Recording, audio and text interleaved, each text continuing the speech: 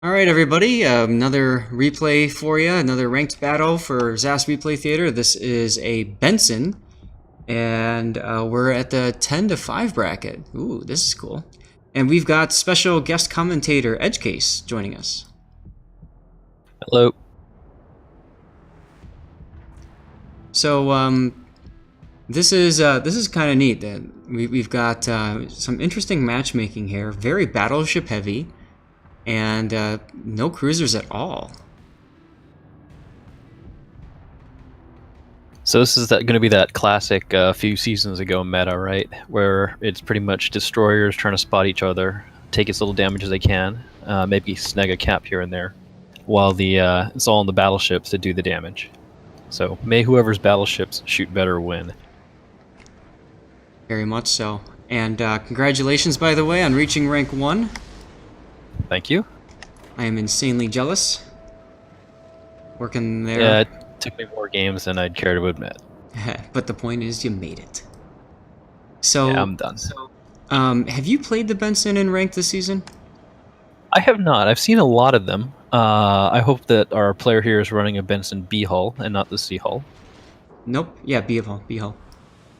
Because, of course, as viewers will know, the B hull has the additional gun, so making it a 5-gun ship. That's going to be pretty much its only advantage over premiums like the Loyang, which has that insane hydro, right? That's its defining feature, but it's only got 4 guns. Kid will also bring 5, and a repair, and in that sense, it's sort of like a better Benson for fighting another destroyer, but of course it only has the 1 torpedo launcher. Right, and Benson torpedoes are pretty nice. A good mix of range, speed, damage, and reload.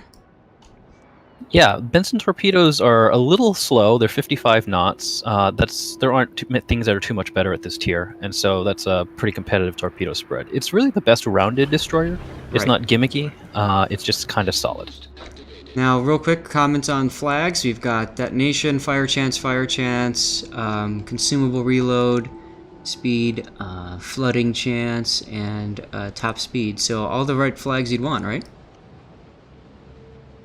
Looks like it. Now you've played Lo Yang in ranked. I've seen a few destroyers running the fire reduction flag. Would you recommend that? You know, if you've got a spot that you really just aren't going to use for anything else, it doesn't hurt. Destroyers do catch fire, and the big danger from a destroyer being on fire is, of course, not the fact that it's taking damage. The damage is very minuscule. It's like 100 damage a tick. It's the increased spotting range from being on fire. Roger. Gotcha. Okay. Makes sense. So, looking at the consist, we've got a Lo Yang, and you mentioned how the Lo Yang's got that god tier hydro. That it does. The Loyang will want to cap. It'll want to fight on caps, and it use its smoke plus hydro combo. I don't see any. Well, of course there were no cruisers, so of course there'll be no radars. Mm-hmm. They only have 2 that... Z23s with hydro. Correct. So you may be looking at the king of the spotting right here. This is Loyang here. The Z23s have their own hydros, but they are about a kilometer shorter in range than Loyang, so he'll spot them first. And he's got the proper flag set up and 150mm guns, which can be very strong in ranked. And let's take a quick look at our battleship lineup. So we've got Tirpitz here. Looks like flagged up, except not running the detonation flag, interestingly enough. I love that battleships always feel like they'll never detonate until they do. Yep. And then they say, oh, it never happens. I may have been guilty of that a few times. The Magi is not running det flags either. North Carolina is not running det flags. And Alabama running det flags. Good. Absolutely. And, you know, with it being ranked, you always want to take protection, right? Always use protection.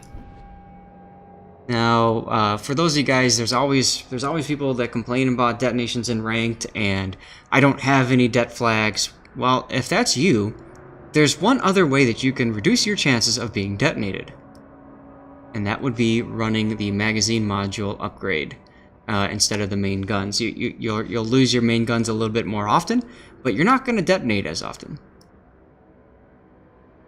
Yeah, I think I've detonated once ever with that magazine mod on.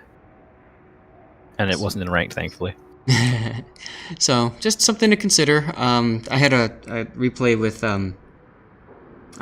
David in his Ognavoy, and he mentioned that he was using the magazine because he was trying to save his det flags for when he got up to the rank 5 queue. So makes sense. That's a good point too. Yep. So looking at chat, we see some communication here. I'll start the game now. We see he says he's going to B. Of course, we see him using his speed boost to get there. Loyang's going C, which makes perfect sense. I mean, especially with this matchmaker, why wouldn't you? Yeah, so if you want to swing over to C, there's a couple of capturing points that are really notable on this map. There's one island favoring the north team, one island favoring the south team, and then there's that triangle. That one island that sort of makes a triangle with the other two on the west center corner. So, Yep. The one that you're probably going to want to look at based on the way this guy, the Loyang, is driving, is he looks like he's heading for the large island on the left. Yep. And you'll have to zoom in really close, but that island provides very good cover from all the initial angles of fire that the enemy team can put on you. So that big tall rock on the right there shields you from pretty much anything that goes to the east up until it passes about halfway through the sea point. Mm-hmm. And to your left, you can see that little piece there, as long as you back far enough up, shields you from most of the people in the middle. Now, you can be overrun. People can get far enough to get shooting angles on you. And that beach down there, you'd think it's just like a pretty beach, but actually that thing really hurts on the south side. You can't get as close to the rock as you can on the north side, which if you swing around, it has that little cove. Not this one, it's the one to the right, this thing. With that cove there, that little piece of land on the right is tall enough to block most incoming fire. And the fact there's no sand right in the center of the screen there means that you can kind of park your ship in there. So now, it's not the safest thing in the world, but it does protect you from a lot of angles of fire. You're thinking right here, I'm kind of drawing the trace of the hull, almost, right? Yep, it just snuggle right on in there and hope that you don't get completely overrun. But if that happens, you're probably in trouble anyway. Right, and of course, the flanking ships, if there are a lot of flanking cruisers, you have to be concerned if you do get spotted through radar, hydro, whatever, that they might have a few shots on you. Yes, usually what happens is when there's multiple hydro destroyers, you end up with just hydroing each other. Yep. And if you're safe enough behind your rock, at least you won't die during the hydro, and you'll keep their guy pinned as well. Now, what about these other islands here? Yeah, these are the other two common hydro spots. This one's actually pretty well protected from people approaching from the north. It can get also flanked out, so it's not entirely safe. The reason I don't like this one as much is that from the west side, I often get cross shots in because you can get them. And there's no way out. If you get hydro locked in here, you just are stuck. The big island on the left, you can kind of jigger your way out. Once their hydros go down, because there's not usually somebody waiting right there. But that island, because it's just in the middle of sea cap like that, I find it harder to escape. So this one's easier. When you say jiggle your way out, you mean go forward into the middle and kind of exit, essentially. Right, correct. You can Gotcha. use the curvature of the island to get your ship turned around a little bit, and if you have to, you can get out. That one in C, it's very easy to just get surrounded. The ones in the middle, the top and the bottom. And you have the same issue with the northern island here. Yeah, and it's because of this stupid rock. Like that rock and that little those bushes there on the ground, that takes the spot that would have been perfect. Right. Yeah, because the destroyer almost has to go here if they're gonna. Right, and because of that, it sticks out a little. Yeah. Okay. Makes sense. So flew through there, but so this rock is what you would recommend for destroyers. Mm-hmm. And I think other people probably have favorite spots on the rocks, but for this map, I tend to go to those. Well, thanks for that. That's awesome. That's good feedback. So, all right. So we see the Loyang is probably heading towards that rock. Z23 looks like he's, I don't know, going middle to support the team. It's always a little tricky what to do with a Z23. So the German destroyers, they are slightly easier to spot. So they actually have a spotting disadvantage versus other destroyers. And their guns are that odd 150 caliber, right? So they don't benefit from AFT, BFT. They reload slower, and they punch harder. which you'd think would be an advantage, but it also means you can't AP other destroyers for the most part. True. Because your caliber is high enough, it actually just goes through. Yeah, it's great for Citadel and cruisers, but yeah, for destroyers, you have to go to HE for that. Yes, and their HE is not wonderful. So it looks like the battleships are all blobbing together at sea, which is, I personally, I hate when I see this. Yeah, it looks like their team, the green team, is committing to just a straight-up brawl on sea. Now this is kind of important. The Z just got detected. Lo Yang, I don't understand what he's doing right there. Yeah, that's not a safe position. That's the opposite of a safe position. He's bow in, right? So he's going to have to make a 180 turn, and every experienced player will know that you're about to make that hard left or hard right, and they'll take the shot. Here he's going in anyway while trailing smoke, but was that a Z that got spotted? That was a Z-23? Yes. So he's about to enter the Z-23 spotting range through Hydro, because he's getting so close to that northern island. And because he chose not to turn out hard, he did avoid a lot of the incoming fire, which is good. But he is going to take incoming fire if that Z-23 gets in Hydro range, which he might have just done. Yep. He could still be in the... Oh, yep, here it comes. And because of where he's parked, that island on the right, the safe one, it is the opposite of safe now, right? Like, that is actually going to block his turn out. And he's probably going to die here. Yeah, I think the Lo Yang was a little bit too slow on using the Hydro. He should have used it more aggressively at the beginning. Maybe it would have discouraged the Z. Z-23 is also in a kind of bad spot. I wonder if he's going to eat a torpedo. Okay, he didn't. Nah, he's got Hydro going too, so he probably saw that was coming. But we know he's probably dead, yeah. And that was a... All right. That's good that they got the kill, but that's a huge trade for that kill.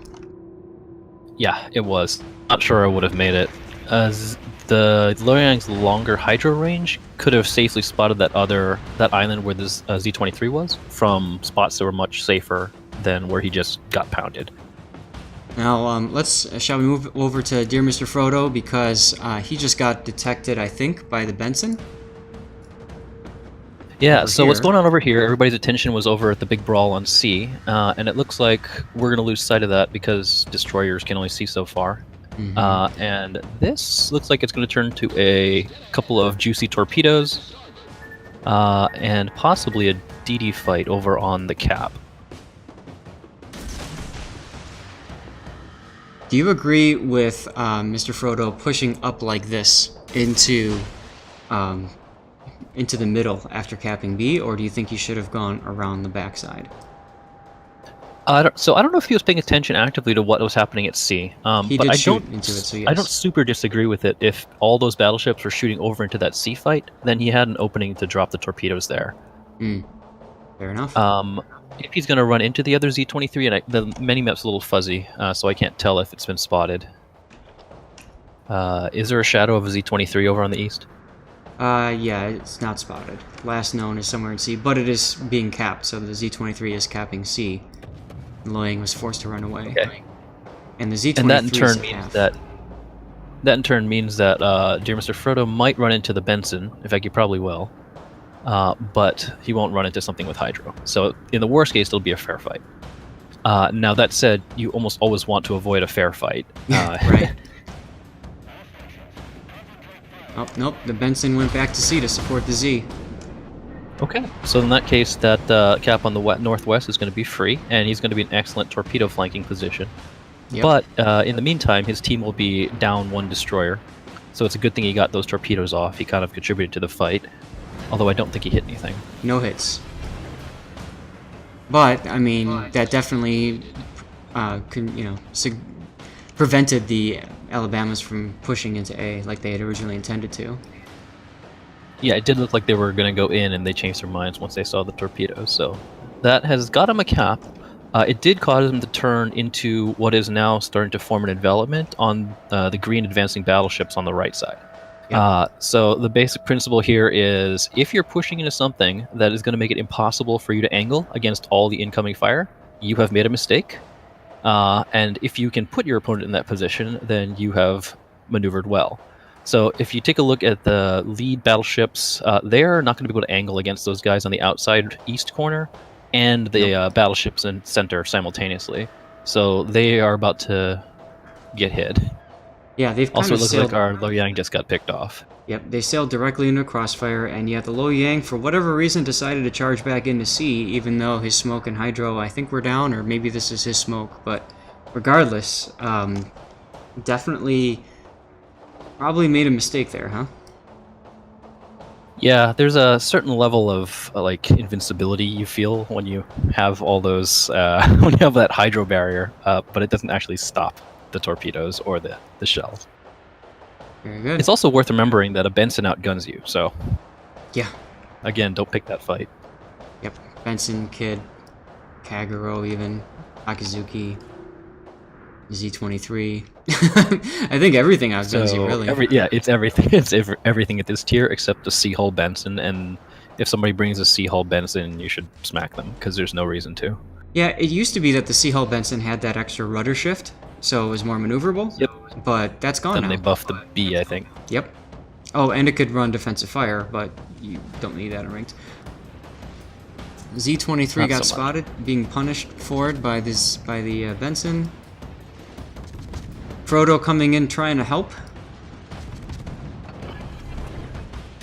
Let's go back Yep. to his view. Somehow, the green battleship line has not been punished Yeah, we can't for see that that. positioning there.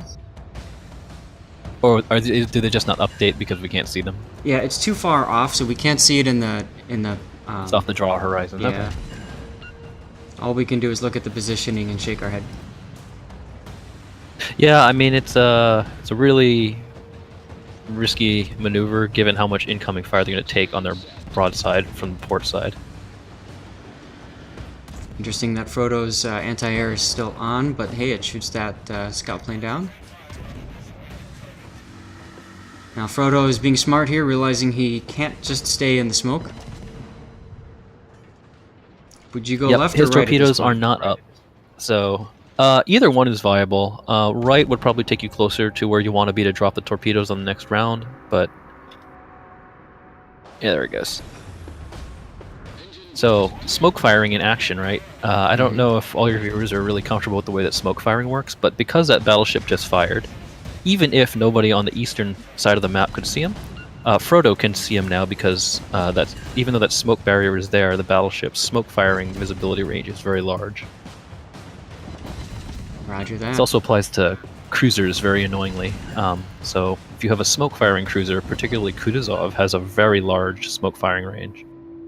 You can do tricks like this to spot him wherein you can't spot you. And a Kutuzov that's spotted in smoke is a really good target for everybody. Yep. North Carolina just died over there. Looks like he tried to ram the turrets and failed. That's almost never a good idea. Bit of a hit, but we kind of expected that, right? Yep. And he took it broadside, which, whether that was intentional or not, that works in his favor. Mm-hmm. The strange thing about destroyers and battleships is battleship armor-piercing rounds travel so fast and have so much penetration power that the only way they get a full penetration for that full 4,000 or so damage against a destroyer is if the destroyer is bow or stern on to the battleship, because then it travels the length of the destroyer and explodes somewhere inside. Yep. So if you know you're going to take a whole volley from a battleship at very close range, you actually take less damage if you turn broadside. And Frodo trying to bait the turn.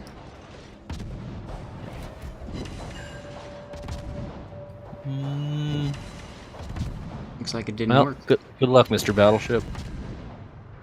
Actually, I wonder if those torpedoes are going to reach. I think they will. And he dies. Yeah. Well, Tirpitz got another kill over here, so the Tirpitz survived all that. And these two battleships are now kind of saying, crap, what do we do? yeah, that's a good question. What you gonna do now? Because they've also pushed so far in that they're on their own. On the plus side, the game's not super close to over, but the green team does own both of the western points. And it's, the battleships aren't going to be able to come across easily, right? They're not going to just rush across the map and take those points. So they've got a bit of a time buffer built in. And the two green battleships aren't down yet, although we can't see their health yet, so they could be lower than they look. Oh, there it goes. There it goes.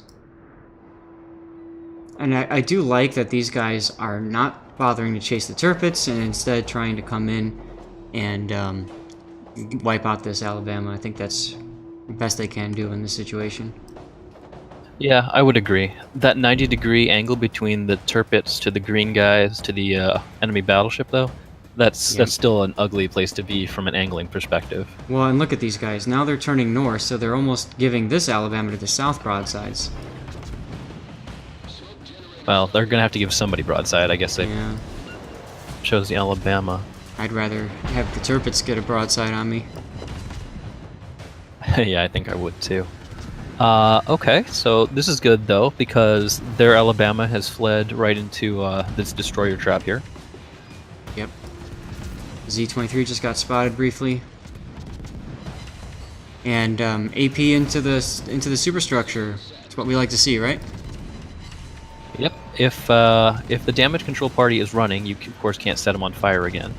And so your best bets are to put armor-piercing rounds through something that they can penetrate. And since even if that superstructure is saturated, which it might be by now, you can still get damage through armor-piercing. Yep. It looks like he hasn't noticed the Z-23 though. He's about to. Oop. Yeah, he slid out of smoke. Oh, now he sees him.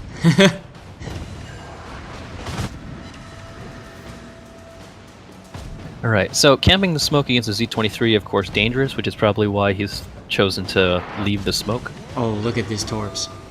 And that was an unfortunate turn, especially if you had Hydro on.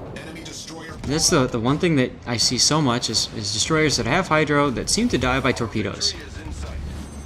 Yeah, that's sort of a meme when the Loyang runs in and blows up in the first 3 minutes to torpedoes. Mm-hmm. Now this is an interesting situation here. We've got the Tirpitz to the north at about 3K, 29K. We've got the Alabama down south, and they're both coming in to kind of squeeze the battleships in the middle. The Amagi is incredibly low, and this Alabama is pointed towards the Tirpitz. So, put yourself in the shoes of Mr. Frodo. What do you do in this situation? The first thing I would do is look at the scoreboard, realize that I don't need C, and I don't need those two battleships to be alive. I just need to go take the southwest point. So you would stealth up, turn south, and basically, stealth up, turn south, and get to B as quickly as possible without being spotted by the Bama, capping it, and that gives you insurance, essentially. Yeah, those two battleships from the position they're at, if they continue to fight the two green battleships, they'll get 100 points out of sinking the two green battleships. But you only need 100 more, 150 more to win this game. A-cap cannot physically be taken in that amount of time from where the battleships are, unless these two green guys like self-destruct or the Tirpitz teleports over from the explosion, The North Cal in the south, he could get back to B, but you'd still be relatively safe because you'd have to lose all three caps to two ships, and it just, if you play it right as a destroyer right here, it should not be physically possible. Okay. Sounds good. Let's continue then, and let's see what Frodo does. Looks like he's going aggressive, and he's going for the kill on the Tirpitz. Yep. And as a destroyer, he can make a safe contribution by torpedoes, to a lesser extent by smoking a battleship. Like, the battleship has to know he's about to get smoked so he doesn't fire. But opening up with guns is about the last thing you want to do in a situation like this, right? You're up 850 points. Before, the enemy's chance of victory, if you played it smart, was about 0%, and now it's, 1%, which is it's enough to throw. Hey, in ranked, at 1%, that's all it takes. Yeah, I swear in ranked, that 1% is like 50%. Yeah. Yeah, at that point, your battleships are kind of like the cannon fodder, right? You just let them do their thing and derp about, and here comes a ram. Boink. Okay. Which also means that every shot he just fired at that battleship was wasted. Yep.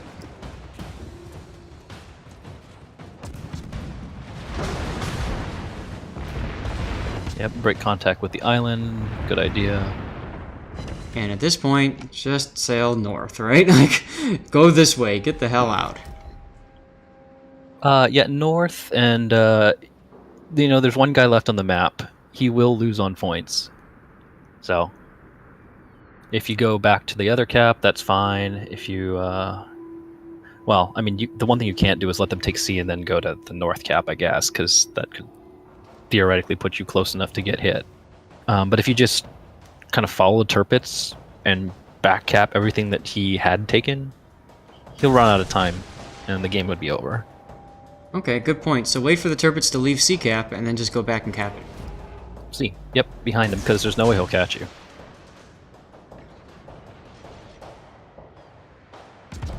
Oh. Okay, firing here is definitely risking the game. Especially with a Tirpitz. All you have to do is get really lucky with one... Oh, okay, so here comes the end on, right? He's in a position where he can get full penned if that Tirpitz fires AP. Right. The incoming damage from the secondaries can be substantial because it's a German battleship.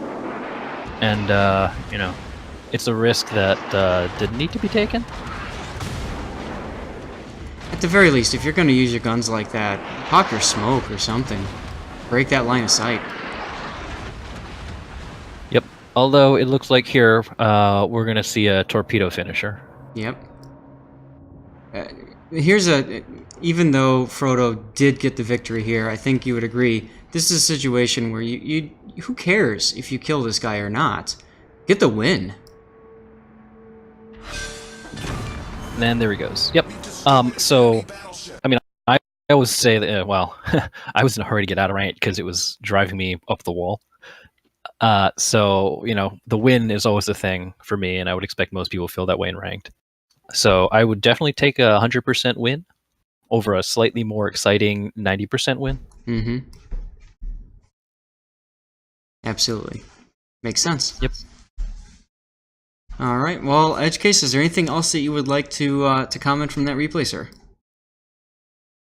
Nope. This ranked season seems to have been going interesting. It's produced a lot of cool videos, so I hope your viewers check out all your other ones. And anytime you want to have another commentary, these are a lot of fun. Maybe somebody else want to jump in. Yeah, I have no problem bringing other people into the commentary and having some fun with it. So absolutely, some good opportunities for a lot of people to learn, right? And it's kind of nice, not just me talking through all this. It's kind of nice having that sounding board. And I mean, you're providing some amazing insight there with the points, with the islands, and where to be in positioning. So thank you. No problem. All right. Well, guys, as always, please leave some comments. Let us know what you think about this setup. You might notice I was running mods there, mainly because it does give us a little bit more information that might be helpful in a ranked situation. Plus, it tells us, of course, what rank they're fighting, which I think is very helpful. Yeah, meta's a little different at the different levels. Absolutely. All right, great. Well, thanks again, Edgecase, and have a great day, everybody.